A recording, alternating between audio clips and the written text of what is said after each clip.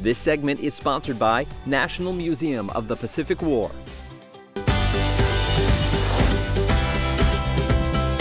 Welcome back to Road Trippin' Fredericksburg. Our very cool set today is the Pacific Combat Zone at the National Museum of the Pacific War. It's where the museum holds its Pacific War battle reenactments and Saturday Outpost programs. It's such a cool experience. In addition to the living history battlefield and the amphitheater, the PCZ is home to two major World War II exhibits, the PT Boat exhibit, which displays PT-309, the only fully restored PT boat that saw action in World War II, and the Pacific Aviation exhibit, which displays a TBM Avenger. Very, very cool. But that is just one of the many immersive experiences on this 6-acre property. Discover why a trip to Fredericksburg just isn't complete until you explore this historic gem.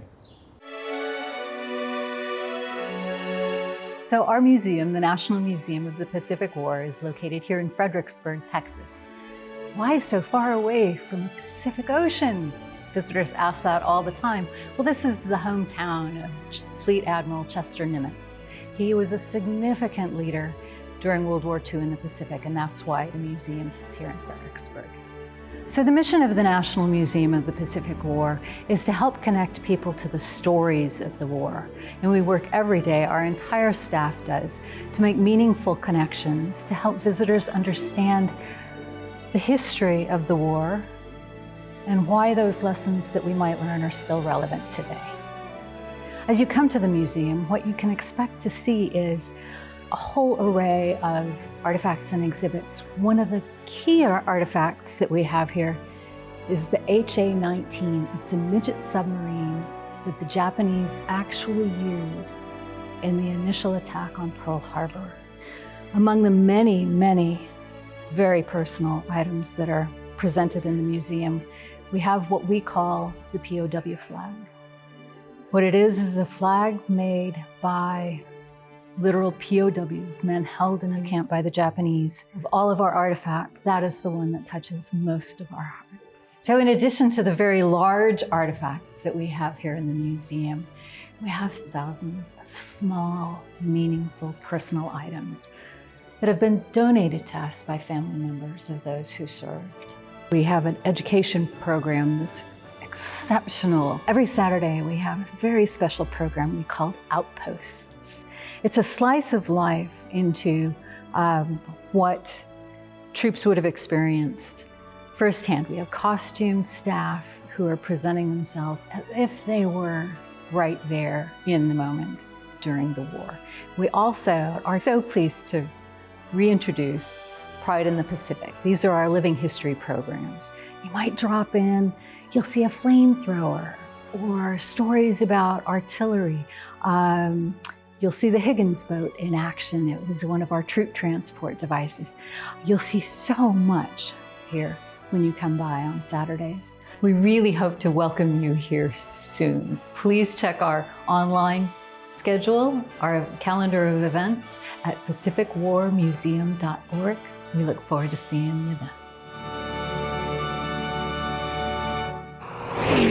From interactive demonstrations, educational experiences, stirring accounts of the heroes of World War II, there is so much to discover at the National Museum of the Pacific War. Keena Stiles, Director of Education and Museum Programs, is here with more to explore. That's a pretty great gig. Good morning. Thanks for joining us. Good morning. Thanks for having me. Oh, it is one of our favorite places. There is so much to learn here. That's one of my favorite parts about it. But this fall, you guys are going gangbusters. What do you have going on at the museum? Oh, we have so much in store for you. Beginning with our hands-on history outpost, we have a tactical battle program called Pride in the Pacific. Cool. We have monthly webinars, an annual symposium coming up, and our commemorations are back.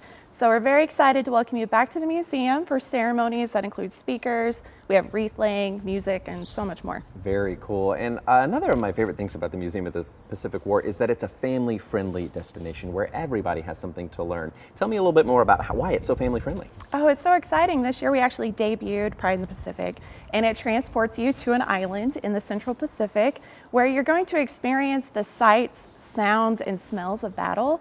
And in the case of our M2-2 flamethrower, you're gonna feel the heat of the action on your skin no matter where you're sitting in this amphitheater. This is true, I've experienced it, and you can feel the heat. Unforgettable, it's amazing.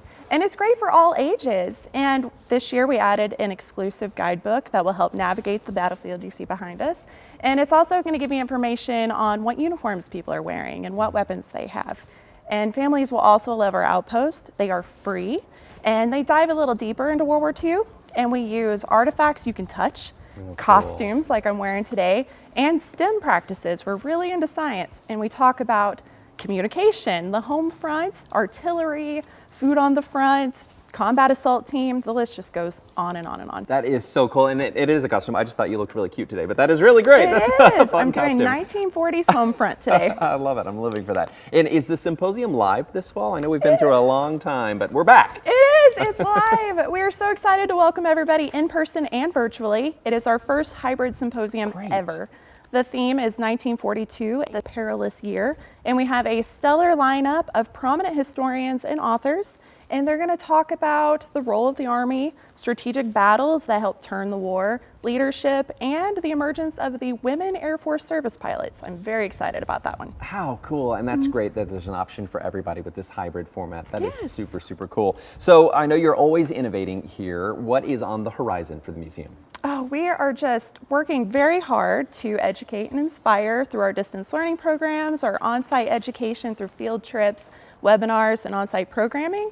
But we are also looking forward to opening a children's exhibit, and it's going to explore the American homefront story through the eyes of children. And we anticipate it opening by spring 2023. That is something to look forward to for sure. Telling the stories through multiple perspectives, and I think that's what's so cool about the work that you're doing here. Thank you so much for joining us. We can't wait to come back this fall. Thank you so much. And stick around, there's more Road Trippin' from Fredericksburg coming right up after this.